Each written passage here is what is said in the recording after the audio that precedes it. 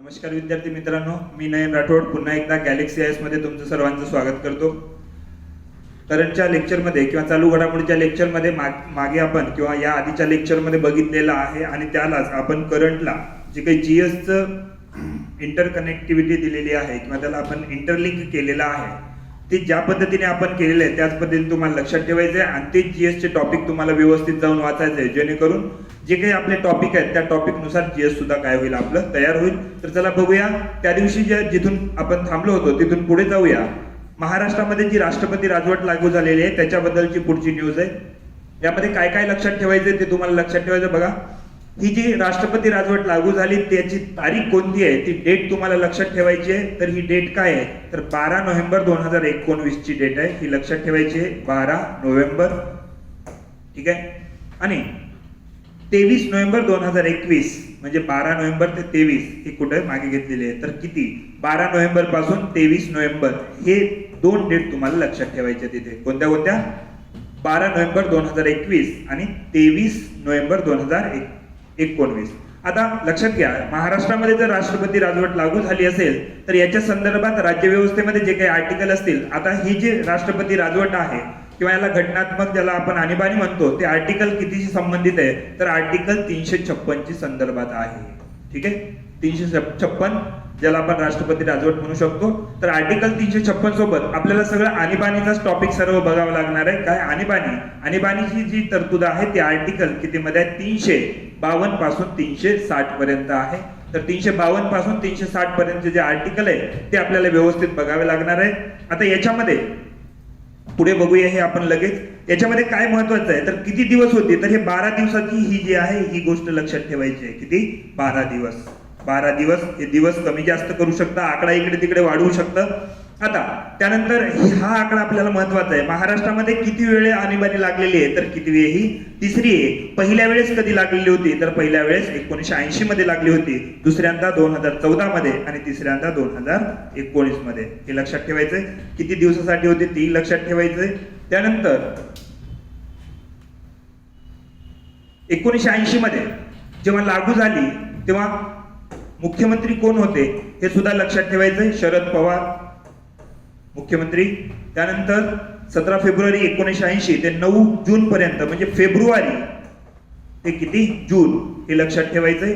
त्यानंतर 2014 मध्ये जेव्हा आणीबाणी लागू झाली, राष्ट्रपती राजवट लागू झाली, तेव्हा पृथ्वीराज चव्हाण हे महाराष्ट्राचे मुख्यमंत्री होते आणि त्यावेळा किती दिवस होती 32 दिवसाची आणीबाणी होती. हा आकडा सुद्धा लक्षात ठेवायचा आहे. त्यानंतर आताची जी आणीबाणी आहे ती सुद्धा लक्षात ठेवायची आहे. ती किती दिवसाची आहे फक्त 12 दिवसाची आहे.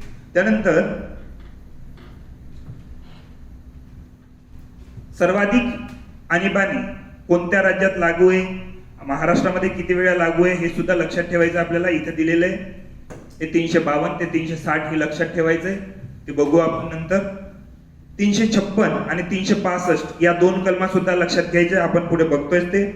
सर्वप्रथम राष्ट्रपती राजवट कुठे लागू झाली हे राज्य सुद्धा लक्षात ठेवायचं. पंजाबमध्ये सर्वात आधी राष्ट्रपती राजवट लागू झालेली आहे आणि सर्वाधिक म्हणजे आतापर्यंत सर्वात जास्त कुठे तर मणिपूरमध्ये. एकूण किती वेळा आहे ही 10 वेळा आहे. हा आकडा महत्वाचा आहे. आतापर्यंत एकदाही राष्ट्रपती राजवट लागू न झालेले जे दोन राज्य आहेत ते कोण आहे छत्तीसगड आणि कोण आहे तेलंगणा.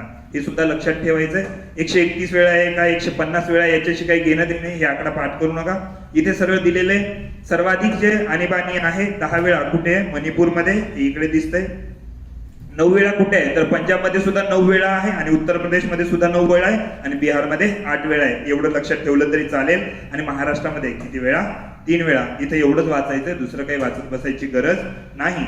त्यानंतर कोणी किती वेळा लावली हे काही घेणं देणं नाही. 8 वेळा लावली का 10 वेळा लावली फक्त एवढं लक्षात ठेवा. सर्वाधिक काळ सर्वाधिक वेळा कोणी जास्त लावली इंदिरा गांधींनी 35 + 15 म्हणजे टोटल 50 वेळा आणीबाणी कोणी लावलेली आहे इंदिरा गांधींनी. एवढंच इथं लक्षात ठेवायचंय. बाकी कोणत्याच गोष्टी तुम्हाला लक्षात ठेवण्याची गरज नाही किंवा वाचण्याची गरज नाही. हा सगळा चार्ट तुम्हाला सोडून द्यायचा आहे, हे वाचायची गरज नाही काहीच. हा पूर्ण सोडून द्या चार्ट. त्यानंतर भगतसिंग कोश्यारी महाराष्ट्राचे नवे राज्यपाल. ठीक आहे, याच्या आधी बघा हे जे काही आणीबाणीची गोष्ट आपण बघितली त्याच्यानुसार ज्या काही आर्टिकल आहेत त्या आर्टिकल बघून घेऊया. बघा, राष्ट्रीय आणीबाणी जी आहे, राष्ट्रीय आणीबाणीसाठी आर्टिकल किती आहे म्हटलं आर्टिकल 352 आहे. 352 नुसार जी काही राष्ट्रीय आणीबाणी आहे ती संपूर्ण भारतासाठी सुद्धा लावली जाऊ शकतो आणि भारताच्या एखाद्या विशिष्ट भागासाठी सुद्धा लावली जाऊ शकते. आणि भारताच्या एखाद्या विशिष्ट भागासाठी लावण्यासाठी जी काही तरतूद करण्यात आलेली आहे, घटनादुरुस्ती करण्यात आलेली आहे, ती किती 42वी घटनादुरुस्ती 1976 नुसार. ठीक आहे, म्हणजे एखाद्या भागासाठी सुद्धा लावली जाऊ शकते. राष्ट्रीय आणीबाणी लावण्यासाठी जे वेगवेगळे आधार आहेत तर ते 3 आधार आहेत. किती आधार आहेत आपल्याकडे? 3. बघा इथे 3 आधार आहेत. पहिलं काय आहे?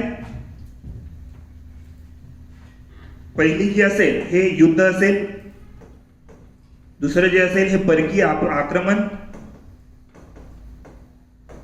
आणि त्यानंतर तिसरं जे असेल ते सशस्त्र उठाव.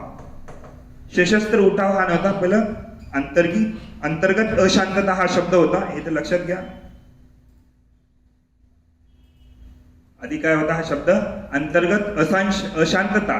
44व्या घटनादुरुस्ती 1978 याला काय केलेले? सशस्त्र उठाव किंवा सशस्त्र बंड ही गोष्ट सुद्धा इथे आपल्याला पॉलिटीच्या संदर्भात लक्षात घ्यायची आहे. आणीबाणी जर लावायची असेल, किती आर्टिकल 352 नुसार जर आणीबाणीची घोषणा करायची असेल राष्ट्रपतीला, तर राष्ट्रपतींनी घोषणा केल्यानंतर 1 महिन्याच्या आत, किती महिन्याच्या?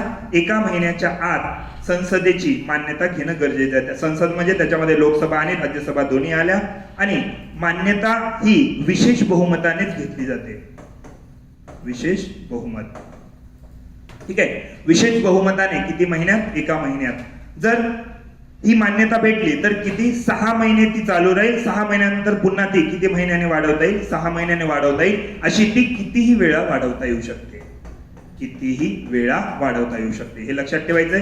त्यानंतर पुन्हा मग राष्ट्रीय आणीबाणी लागू झाली तर केंद्रावर आणि राज्य याचे जे काही संबंध आहे, वित्तीय संबंध असेल, आर्थिक संबंध ज्याला म्हणतो, प्रशासकीय संबंध असेल किंवा इतर संबंध असेल, याच्यावर काय परिणाम होतो हे सुद्धा तुम्हाला लक्षात ठेवायचंय. त्यानंतर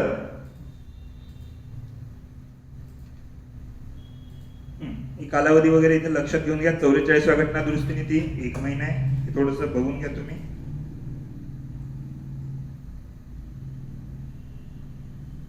म्हणजे पूर्ण आणीबाणीचा टॉपिक तुम्हाला लक्षात ठेवायचंय. आता आणीबाणी जर लागू असेल, आणीबाणी आर्टिकल 352 जर लागू असेल तर त्यानुसार मूलभूत हक्कावर जे काही परिणाम होणार आहेत ते सुद्धा लक्षात ठेवायचंय. बघा, कलम 358 नुसार आर्टिकल 19 मध्ये जे काही 6 स्वातंत्र्य दिलेले आहेत ते आपोआपच निलंबित होतात. बघा लक्षात घ्या, जर आर्टिकल 352 लागू झालं तर आर्टिकल 19 मधून जे 6 आहेत, 6 हक्क आहेत ते आपोआपच निलंबित होतात. राष्ट्रपतीला वेगळा अध्यादेश काढण्याची किंवा वेगळा ऑर्डर देण्याची काही गरज नाही. मात्र आर्टिकल 359, आर्टिकल 359 नुसार इतर जे काही मूलभूत अधिकार आहे, आर्टिकल 19 वगळता इतर जे काही मूलभूत अधिकार आहे, फक्त याच्यामध्ये कोण येणार नाही?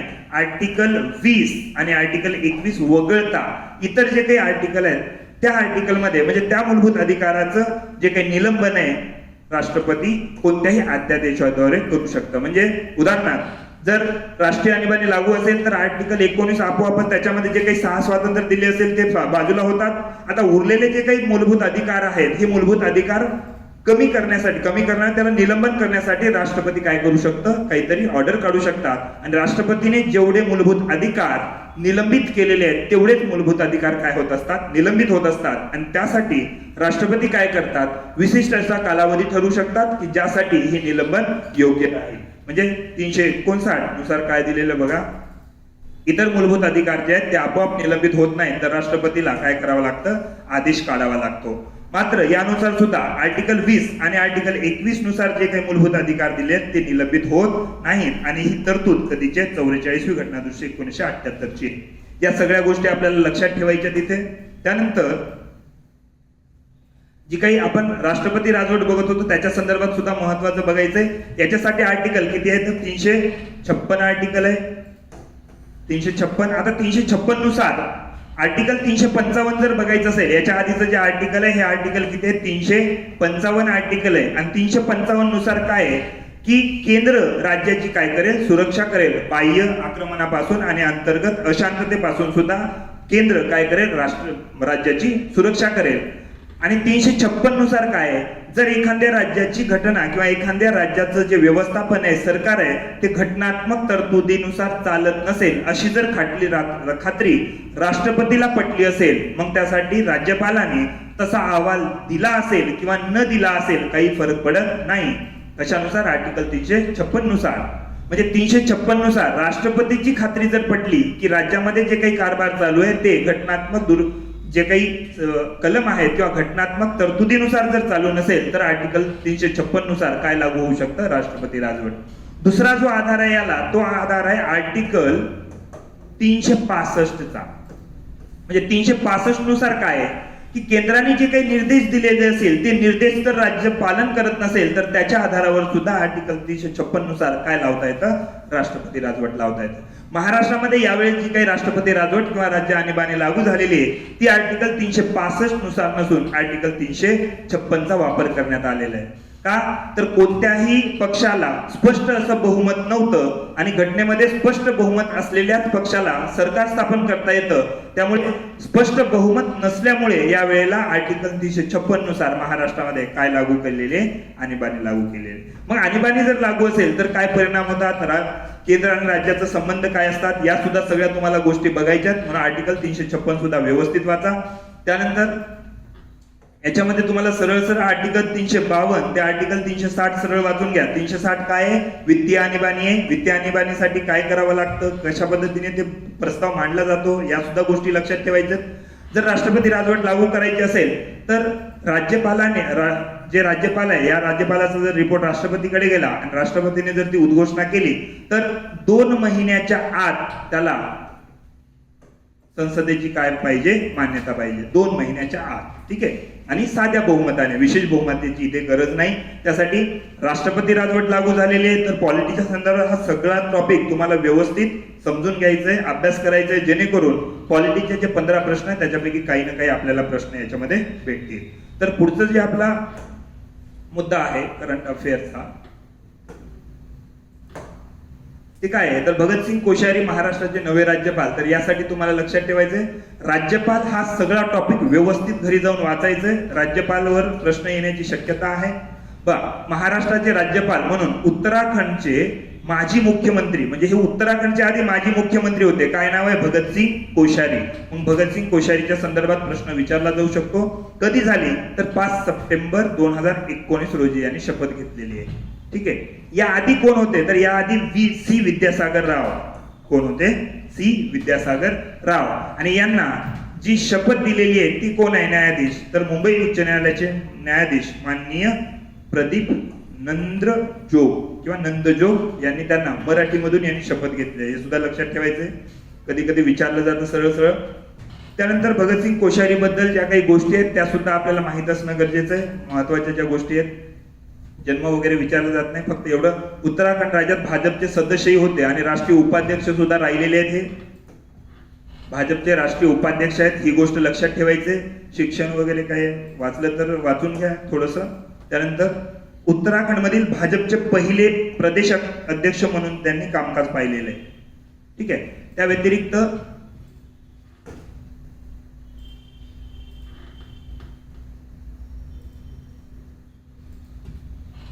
उत्तर प्रदेश विधानसभा परिषद सदस्य होते. कुठले? उत्तर प्रदेश.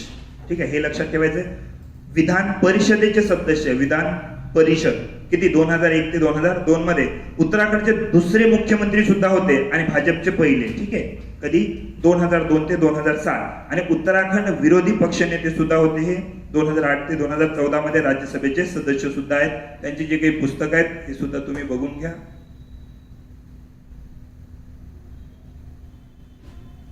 कोणते कोणते पुस्तक आहेत बघा, लक्षात घ्या.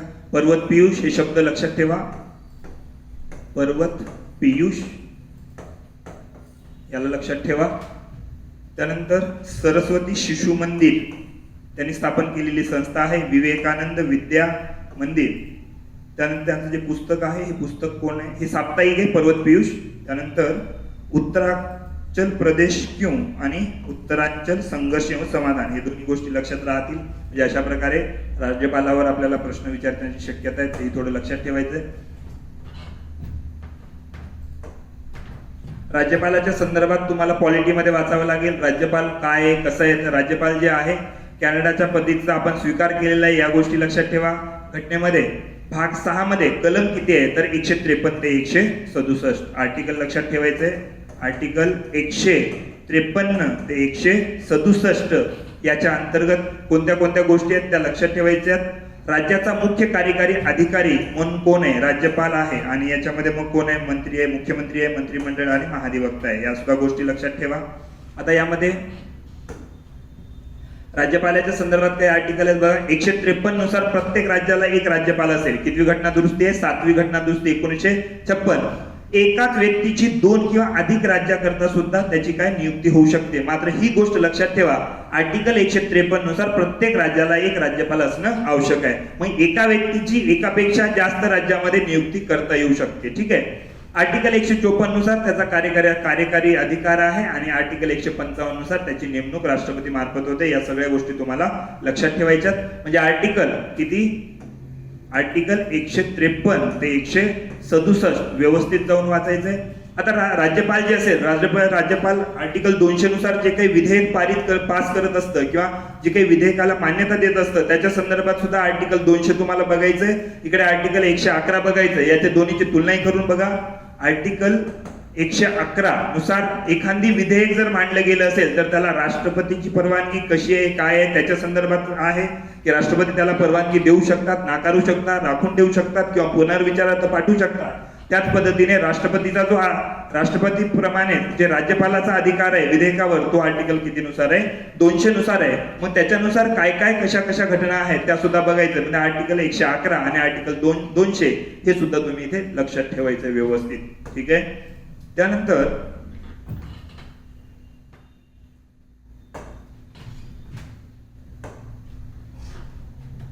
कलम 370 आणि जम्मू काश्मीरची पुनर्रचना हा गाजलेला मुद्दा आहे. याच्या संदर्भात खूप काही गोष्टी तुम्हाला लक्षात ठेवाव्या लागणार आहेत.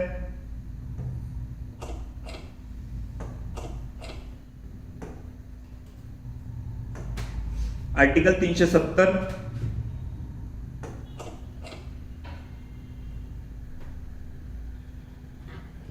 आता आर्टिकल 370च्या संदर्भात जर बघायचं असेल तर याच्यामध्ये काय काय गोष्टी महत्वाच्या आहेत, या सगळ्या गोष्टी कोणत्या हव्या बघा. 370 मध्ये पहिलं उपकलम वगळता बाकीचं 370 रद्द झालेलं आहे. आणि याची डेट लक्षात ठेवा, कधी 5 ऑगस्ट 2019 ही डेट लक्षात ठेवायची आहे. बाकी वाचलं तरी नाही तरी चालेल, पण 5 ऑगस्ट 2019 ही डेट लक्षात ठेवायची आहे. राज्याचं विभाजन झालं आणि जम्मू काश्मीर आणि लडाख हे 2 स्वतंत्र केंद्रशासित प्रदेश निर्माण झालेले आहेत. इथे जर केंद्रशासित प्रदेशाचा विषय आला असेल तर केंद्रशासित प्रदेशासाठी आपल्याकडे आर्टिकल 239 ते 241 आहे. मग हे लक्षात ठेवायचे कोणते कोणते आर्टिकल इथं केंद्रशासित प्रदेश निर्माण केलेले. आर्टिकल 239 पासून आर्टिकल 241 मध्ये. आता याच्यामध्ये पॉंडिचेरी आणि दिल्लीचा सुद्धा तुम्हाला समावेश करावा लागेल, कारण पॉंडिचेरी जे आहे आर्टिकल 239 ए नुसार आहे. आणि याच्यामध्ये काय आहे तर पॉंडिचेरीमध्ये किंवा त्याला आपण पुदुचेरी आता म्हणतो, याच्यामध्ये विधानसभेचा समावेश करण्यात आलेला आहे. आणि दुसरं जे आहे आर्टिकल 239 डबल ए जे आहे याच्यानुसार कोण आहे, दिल्ली आहे. ठीक आहे.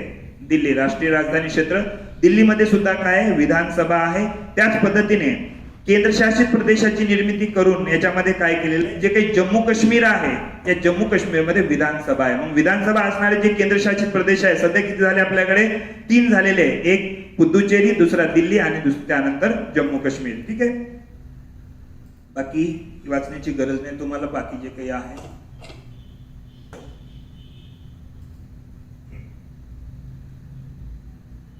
त्याबरोबरच हे आर्टिकल 35A हे सुद्धा वाचायचंय. 35A नुसार, कारण आता सध्या लागू नाही हा 35A. 35A काय आहे की जम्मू काश्मीर जे आहे, जम्मू काश्मीरचं जे काही संविधान आहे आर्टिकल 370 नुसार स्वतंत्र होतं, त्याच्यावर भारताचं संविधान पूर्णपणे लागू नव्हतं. आणि 370 मध्ये आर्टिकल 35A चा समावेश करण्यात आलेला होता. आणि 35A जे आहे तिथील जे काही सरकार आहे, म्हणजे जम्मू काश्मीर जे काही सरकार आहे त्याला आर्टिकल 35A नुसार तिथला रहिवासी कोण आहे आणि रहिवासी बरोबरच तिथे मतदान करणारा व्यक्ती कोण आहे, म्हणजे तिथे स्थायी रहिवासी कोण आहे किंवा स्थायी सदस्य कोण आहे किंवा नागरिक कोण आहे हे ठरवण्याचा अधिकार 35A नुसार त्यांना देण्यात आलेला होता. आणि याच कलमानुसार जर तिथला नागरिक नसेल तर तिथे नागरिक नसलेल्या लोकांना तिथे जी काही संपत्ती आहे ती संपत्ती किंवा जमीन किंवा इतर मालमत्ता खरेदी करण्याची सुद्धा काय नव्हती, परवानगी नव्हती किंवा अधिकार नव्हता.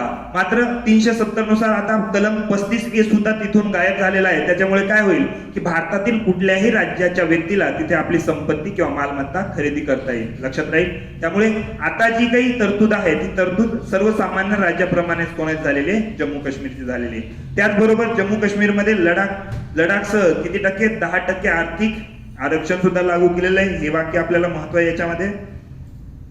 आधी याच्यामध्ये हे जम्मू काश्मीर जे काही आहे आर्टिकल 370 रद्द करण्याच्या अगोदर इथं काय चालू होतं, राज्यपाल राजवट चालू होती.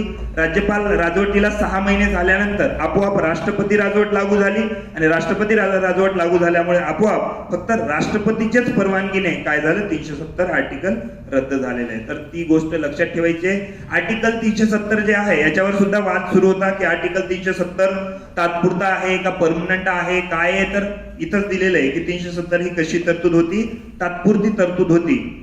जेव्हा काही याला समाविष्ट करण्यात आलेलं आहे तेव्हाच असं दिलेलं आहे की ही कशी तरतूद आहे, तात्पुरती आहे म्हणून ती तात्पुरती आर्टिकल होती. हे लक्षात ठेवायचं सर्वांना.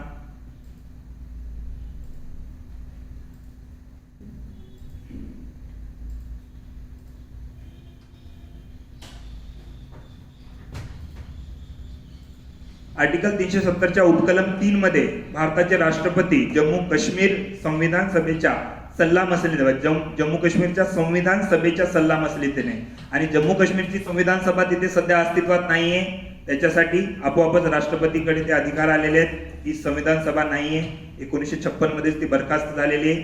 जम्मू काश्मीर बद्दल काही माहिती दिलेली आहे, थोडंसं वाचून घ्या. राजा हरी सिंग कधी आहे, त्यानंतर काय काय झालेले आहे, सामीलनामा काय आहे, या सगळ्या गोष्टी एक वेळेस वाचून घेतलं तरी चालेल. बाकी वाचण्याची याच्यामध्ये काही गरज नाही. इथं पुन्हा काही माहिती दिलेली आहे, ही वाचून घ्या. जीएसच्या संदर्भात महत्वाची आहे. भाग किती मध्ये आहे, 21 मध्ये आहे जम्मू आणि काश्मीर, आणि हे तात्पुरत्या तरतुदी आहे. त्याच्यामध्ये हे लक्षात घ्या. स्थायी शब्द असेल इथं तात्पुरता आहे, तात्पुरत्या तरतुदी आहे. पेपरमध्ये स्थायी तरतुदी आहेत असंही विचारलं जाऊ शकतं. ठीक आहे. त्यानंतर कधीपासून अंमलात आलेली ही एक डेट लक्षात ठेवा. 26 जानेवारी 1957 पासून ती तरतूद अंमलात आलेली आहे. कधीपासून? 26 जानेवारी 1957 पासून.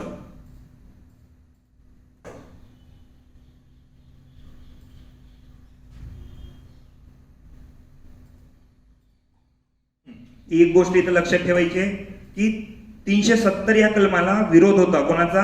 डॉक्टर बाबासाहेब आंबेडकरांचा विरोध होता. आणि ही जी जबाबदारी आहे आर्टिकल 370 बनवण्याची, ही पूर्णपणे नेहरूंनी कशावर, कोणावर सोपवलेली आहे? गोपाल स्वामी अयंगर. हे नाव लक्षात ठेवा, विचारण्याची शक्यता आहे जास्त.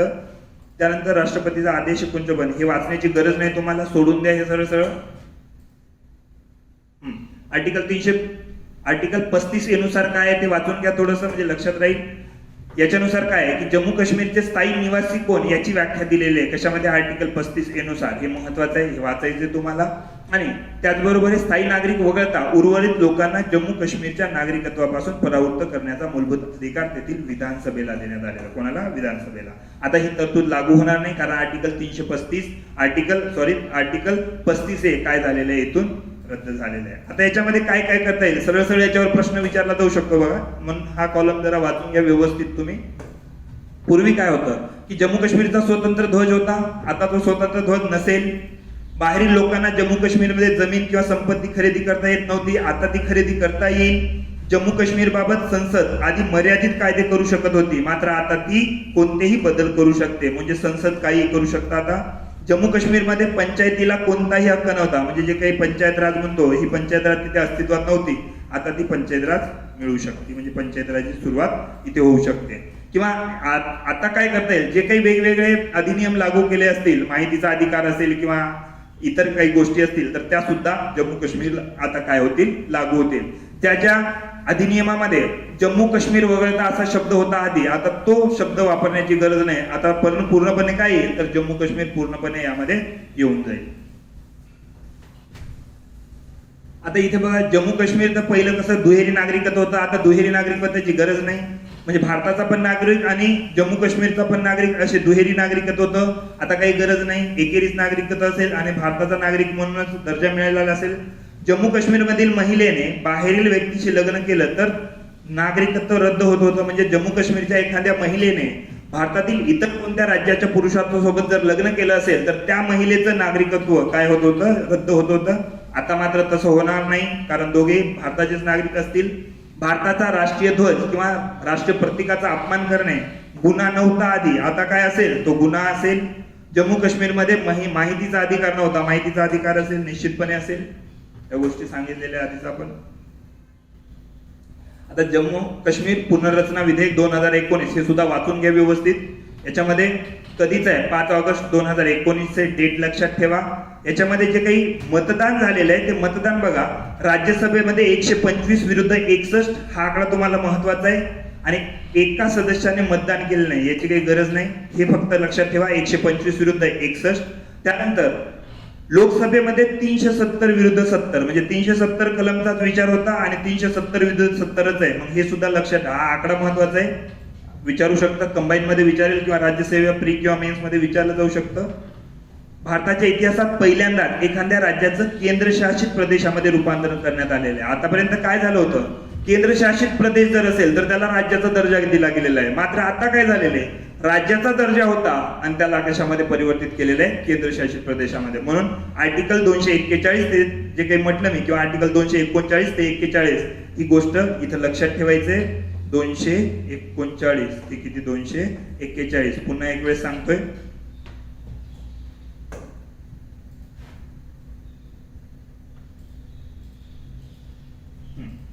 इथे विधानसभेचा प्रश्नाला हीच गोष्ट सांगत होतो. आता विधानसभा असलेले दिल्ली, पॉंडिचेरी आणि जम्मू काश्मीर हे किती, 3 केंद्रशासित प्रदेश आहेत. लडाखमध्ये कारगिल आणि लेह या जिल्ह्याचा समावेश असेल. कोणते कोणते, लेह आणि कारगिल, हे लक्षात ठेवायचंय. तर उर्वरित जिल्ह्याचा भाग हा कशामध्ये असेल, जम्मू काश्मीर. ठीक आहे. आणि इथे नायब राज्यपालाची काय झाली असेल, नियुक्ती. नायब राज्यपालाची नियुक्ती सुद्धा झालेली आहे, पुढे दिलेली आहे ती न्यूज, ती बघूया आपण. आता याच्यामध्ये जम्मू काश्मीरचा जर मुद्दा असेल तर या इथं काय गोष्टी लक्षात ठेवायच्यात बघा, तुम्हाला लक्षात घ्या. जे काही जम्मू काश्मीर आहे या जम्मू काश्मीरच्या संदर्भात काही गोष्टी भूगोलच्या संदर्भात सुद्धा तुम्हाला लक्षात घ्यायच्यात. जम्मू काश्मीरचं विभाजन झालं असेल तर जे काही हिमालय आहे या हिमालयाच्या ज्या पर्वतरांगा आहेत, किंवा काराकोरम असेल, लडाख असेल, झास्कर असेल, ग्रेट हिमालय असेल, मध्य हिमालय असेल, लघु हिमालय असेल, त्यानंतर MCT असेल, MBT असेल, मेन सेंट्रल थ्रस्ट असेल, मेन बाउंड्री थ्रस्ट असेल, या सुद्धा गोष्टी, किंवा दून मैदान असेल, मर्ग मैदान असेल, किंवा पीरपांजल पर्वतरांग असेल, या सगळ्या गोष्टी तुम्हाला इथे भूगोलच्या संदर्भात, या भूगोलच्या संदर्भात पुन्हा जे काही नद्या असतील, सिंधू नदी, सिंधू नदीच्या उपनद्या असतील, सिंधू, झेलम, चिनाब, रावी, बिया, सतलज, या एकमेकाला कुठे जाऊन मिळतात त्याच्या संदर्भात सुद्धा तुम्हाला इथं बघावं लागेल. त्याचबरोबर जे काही नद्याच्या दरम्यान दोआब असतात, जसं कोण, सिंधू सागर दोआब असेल, छास दोआब असेल, रचना दोआब असेल, त्यानंतर बारी दोआब असेल, बिष्ट दोआब असेल, या सगळ्या गोष्टी तुम्हाला इथं लक्षात घ्यायच्या आहेत, कारण इथं विचारली जाण्याची शक्यता आहे. कारण जम्मू काश्मीरला भौगोलिक सुद्धा आहे आणि ऐतिहासिक सुद्धा काही भाग आहे. इतिहासाच्या संदर्भात जर आपण बघत असेल तर इतिहासाच्या संदर्भात इतिहासामध्ये ज्या काही बौद्ध संगिनी झालेल्या आहेत, बौद्ध सभा असं त्याला म्हणतो आपण, या ज्या काही बौद्ध सभा झालेल्या आहेत, ज्या 4 बौद्ध सभा झालेल्या आहेत त्या सुद्धा तुम्हाला लक्षात घ्यायच्या आहेत. या 4 बौद्ध कधी कधी झालेल्या आहेत. याच्यापैकी जी 4थी बौद्ध सभा होती, ही 4थी बौद्ध सभा जम्मू काश्मीरच्या कुंडलवनात, ठीक आहे, कुंडलवन, या कुंडलवनात झालेली आहे, हे लक्षात ठेवायचं. आणि त्याचा राजा कोण होता, कनिष्क. कनिष्क जे आहे, सम्राट कनिष्क, या कनिष्काच्या काळात काय काय झालेलं आहे हे सुद्धा तुम्हाला लक्षात घ्यायचंय. इतिहासाच्या संदर्भात काय इथं लक्षात घ्यायचं बघा, ज्या काही बौद्ध संगिनी झालेले आहेत, 4 बौद्ध सभा ज्या झाल्या त्या 4ही बौद्ध सभेबद्दल तुम्हाला व्यवस्थित अभ्यास करायचा आहे. त्यातल्या त्यात 4थी जी बौद्ध सभा आहे ज्याच्यामध्ये ज्या राज्याने नियुक्ती जी आयोजित केली होती त्याचं नाव सांगतोय, कनिष्क. त्याचबरोबर जम्मू काश्मीरचा जो इतिहास आहे त्याचं लिहिणारा जो व्यक्ती आहे, कल्लन यांनी जे काही ग्रंथ लिहिले त्याचं नाव आहे राजतरंगिणी. ठीक आहे, राजतरंगिणी हा जो ग्रंथ लिहिलेला आहे इतिहासकार, त्याचं नाव काय आहे? कल्लन. तर या कल्लन बद्दल सुद्धा तुम्हाला लक्षात ठेवायचंय. बिल्लन कोण होता? बिल्लनाचं एक हे विक्रमांक देवचरित्र, याबद्दल सुद्धा वाचा तुम्ही. म्हणजे जी काही ऐतिहासिक पुस्तक आहे याची सुद्धा तुम्हाला थोडीशी इथं काय करावी लागणार आहे? माहिती घ्यावी लागणार आहे.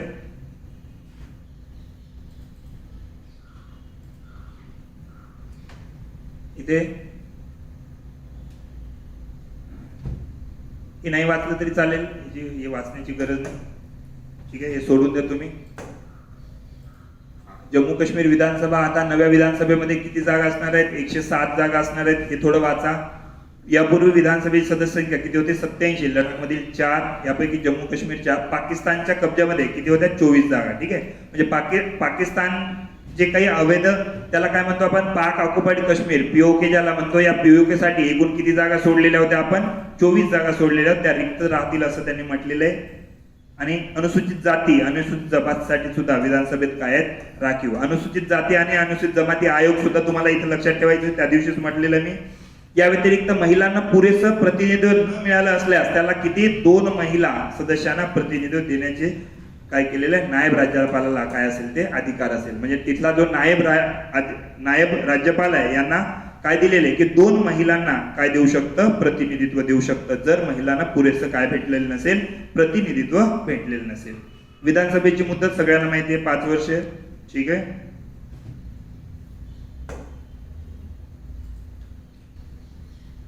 10% आरक्षण बघितलेलं आपण.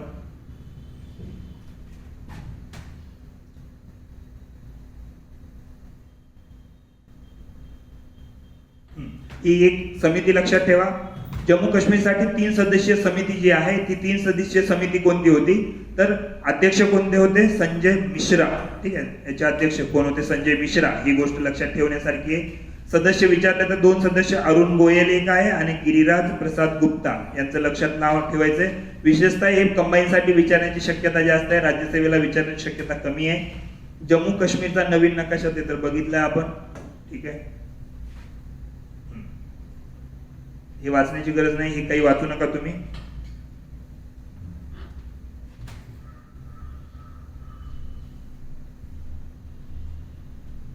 विधानसभेत बरखास्त झालेली आहे, विधान परिषद नाहीये आता जम्मू काश्मीरमध्ये. म्हणजे आता विधान परिषद पहिलं किती होते? 7 राज्य होते विधान परिषद असलेले, आता जम्मू काश्मीर नाही, तर आता किती झाले? 6 झाले. तर ते सुद्धा तुम्हाला लक्षात ठेवायचंय. विधान परिषदेची जी काही रचना असेल ती रचना लक्षात ठेवायची आहे. राज्यपाल किती लोकांना नियुक्त करतात त्या सगळ्या गोष्टी तुम्हाला इथे माहित असणं गरजेचं आहे. काल आपण बघितले त्या गोष्टी.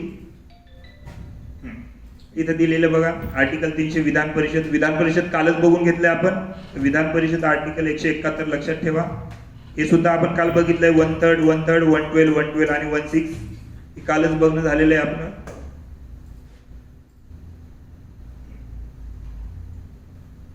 या गोष्टी सांगितल्या कालच झालं हे सगळं.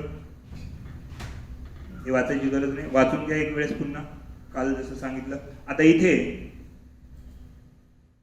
नायब राज्यपालपदी नियुक्त झालेले गिरीश चंद्र मुर्मू, हे नाव लक्षात ठेवा. जम्मू काश्मीर केंद्रशासित प्रदेशाचे पहिले नायब राज्यपाल कोण आहे? गिरीश चंद्र मुर्मू. हे फक्त लक्षात ठेवा, बाकी ही वाचण्याची गरज नाही. मोदी राज्यामध्ये मुख्यमंत्री असताना मुर्मू त्यांचे मुख्य सचिव होते, हे सुद्धा थोडंसं लक्षात ठेवू शकता तुम्ही. बाकी काही नाही वाचलं तरी चालेल. कंबाईन साठी विचारलं जाऊ शकतं, राज्यसेवेला विचारण्याची शक्यता कमी आहे. आता राधाकृष्ण माथुर लडाख केंद्रशासित प्रदेशाचे पहिले नायब राज्यपाल आहे. कोण? राधाकृष्ण माथुर. कधीचे?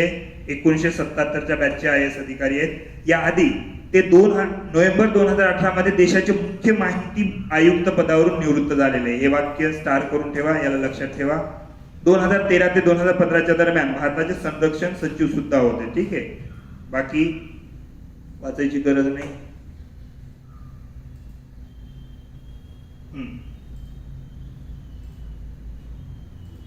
ही जी आहे सतीश खंदारे, लडाखचे पहिले पोलीस महासंचालक, ही तुम्हाला कंबाईन साठी महत्वाची आहे. हे थोडंसं वाचून घ्या, राज्यसेवेसाठी वाचलं नाही तरी चालेल. कारण का?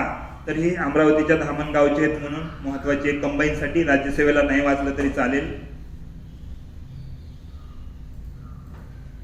आता लोकसभेच्या निवडणुका, लोकसभा आली म्हणजे तुम्हाला सगळं लोकसभा वाचावं लागेल. लोकसभेसाठी आवश्यक असलेला आर्टिकल वाचावं लागेल. ठीक आहे, लोकसभा कशी असते, काय असते ते सगळं वाचावं लागेल तुम्हाला. किती टप्प्यामध्ये झाली तर एकूण 7 टप्प्यामध्ये झालेली ही निवडणूक आहे. 7 फेऱ्या झालेल्या आहेत त्याच्या. ही काही वाचायची गरज नाही. इथं सरळ सरळ हे सोडून द्या तुम्ही. सरळ किती टप्पे आहेत? 7 टप्पे आहेत. हे वाचा.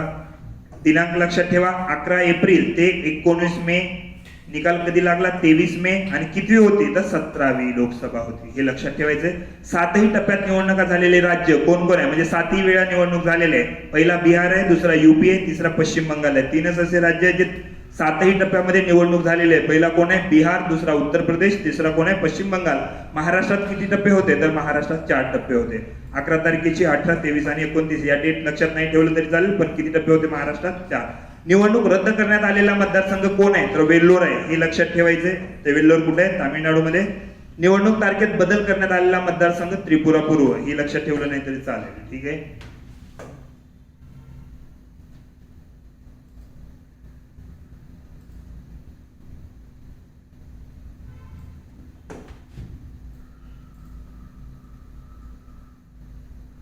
या सगळ्या गोष्टी नाही वाचल्या तरी चालेल. याला वाचायची गरज नाही. सगळं काही घेणं देणं नाही याच्याशी. हा पेज पूर्ण सोडला तरी चालेल तुम्ही. हा सुद्धा सर्वाधिक उमेदवार पक्ष, याच्या सुद्धा काही गरज नाही. हे सगळं सोडून द्या, एवढं वाचणं. ठीक आहे. राष्ट्रीय पक्ष किती होते, काय होते, काही घेणं देणं नाही याच्याशी.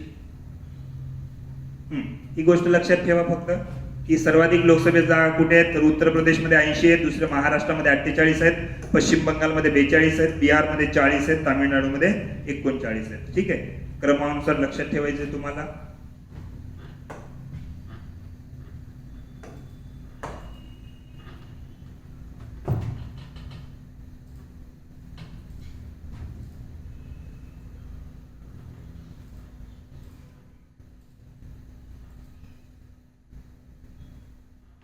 लोकसभा आणि राज्यसभा. लोकसभेच्या निवडणुका झाल्या. आर्टिकल 80 नुसार काय राज्यसभेची रचना आहे? ही आर्टिकल 80 लक्षात ठेवायचंय. आर्टिकल 80, कारण लोकसभेच्या जर निवडणुका झाल्या असेल तर राज्यसभा सुद्धा विचारली जाऊ शकते. याच्यामध्ये महत्तम संख्या 250 आहे आणि 12 जे आहेत त्याच्यामध्ये नावनिर्देशित आहेत आणि 238 काय सदस्य आहेत जे राज्य आणि केंद्राकडून येतात. सध्याची जी रचना आहे ती 245 आहे, ज्याच्यामध्ये राज्याचे एकूण 229 आहेत, केंद्रशासित प्रदेशात 4 आहे आणि नामनिर्देशित 12 आहेत. हे सगळं लक्षात ठेवा. आर्टिकल 80 लक्षात ठेवायचे तुम्हाला. त्या व्यतिरिक्त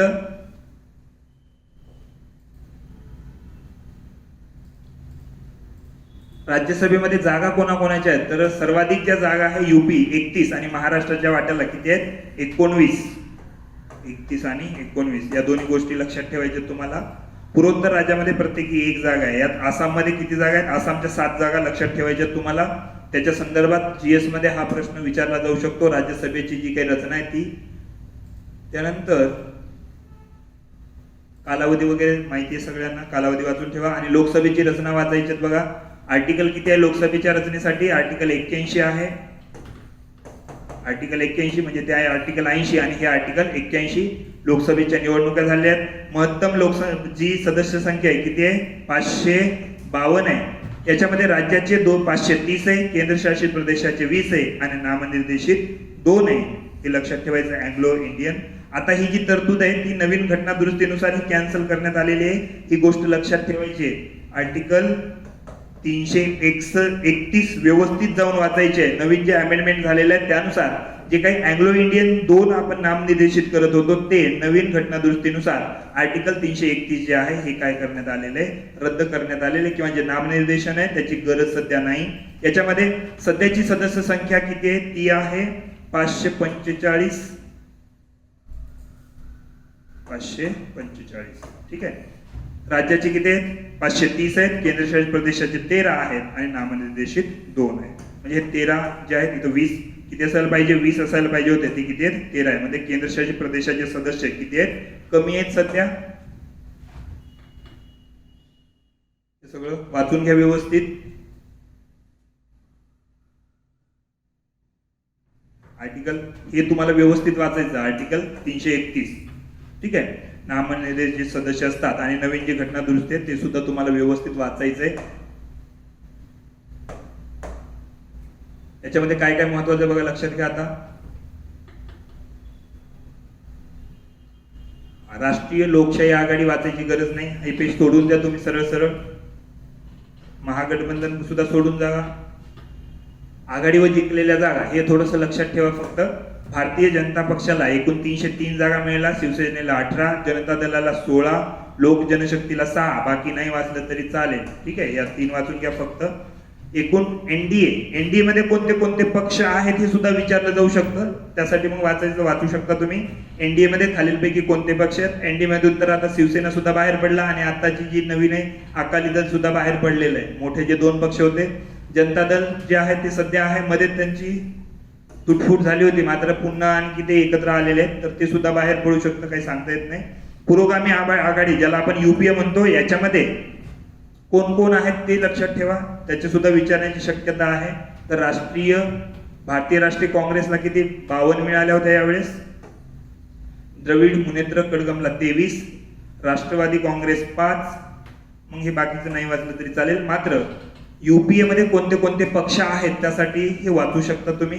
बसा सपा काही घेणं देणं नाही त्याच्याशी आपल्याला. इथं दिलेले जागा टक्केवारीची.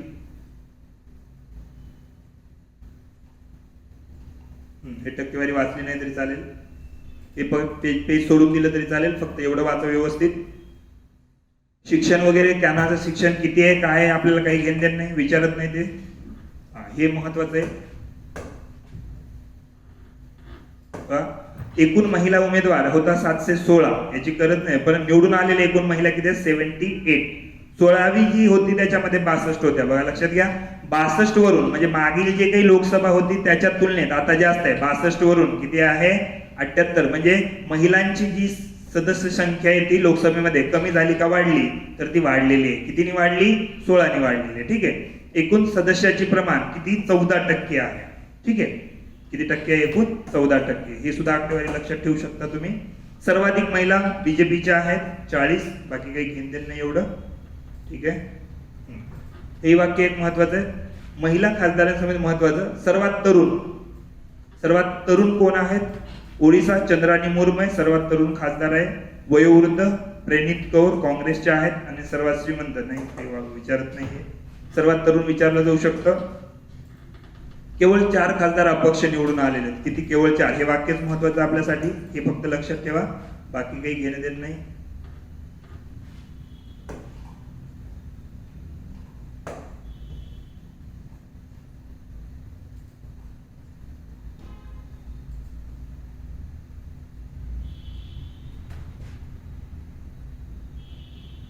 नोटाचा थोडासा वापर कुठे झाला तेही बघून घ्या. एकूण टक्केवारी 1.04% आहे. सर्वाधिक कुठे झालेले आहे, गोपालगंज बिहार 5%. ठीक आहे, सर्वात कमी कुठे झाले, बिदर कर्नाटक. या 2 गोष्टी फक्त लक्षात ठेवायचे. चंद्रानी मुर्मू बद्दल थोडंसं वाचून घ्या. सर्वात तरुण खासदार आहेत त्या. सर्वात वयोवृद्ध वाचायची गरज नाही. सर्वाधिक वेळा निवडून मेनका गांधी वाचून घ्या 1 वेळा. किती वेळा आहे, 8 वेळा. त्यानंतर मतांनी विजय वगैरे याच्यात इकडे विचारलं जाणार नाही, हे सोडून द्या. हा सगळा टक्केवारी सोडून द्या, ती वाचायची गरज नाही.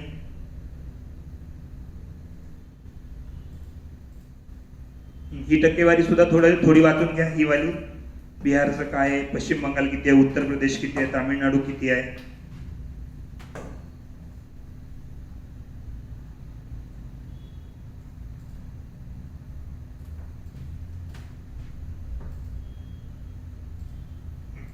अशा प्रकारे या काही गोष्टी आहेत ज्या तुम्हाला याच्यामध्ये स्किप सुद्धा करायच्या आहेत आणि काही महत्वाचं तेवढं वाचायचंय. बाकीच्या ज्या काही घडामोडी आहेत तर ते आपण पुढच्या लेक्चरला बघूया. ज्या गोष्टी मी सांगतोय करंट आणि जे काही जीएसचा पार्ट आहे, ज्या पद्धतीने आपण इंटरलिंक करतोय त्या पद्धतीने तुम्हाला अभ्यास करत चालायचंय. ज्या ज्या गोष्टी सांगतोय त्याच वाचायच्यात, बाकी सर्व स्किप केलं तरी चालेल. या राजकीय घडामोडी असल्यामुळे थोडं महत्वाच्या आहेत, कारण राजकीय घडामोडी जरा जास्त घडलेल्या आहेत यावर्षी. आता बाकीच्या ज्या काही घडामोडी आहेत ज्या आपल्याला सोडायच्या, ताई बघूया की आपल्याला नेमकं कोणती महत्वाची घडामोडी आहे आणि कोणतं सोडायचंय. ठीक आहे, तर पुढच्या लेक्चरसाठी आपण बघूया. आणि काही जर अडचण असेल तुम्हाला तर ते नक्की मला कळवा. ठीक आहे, धन्यवाद.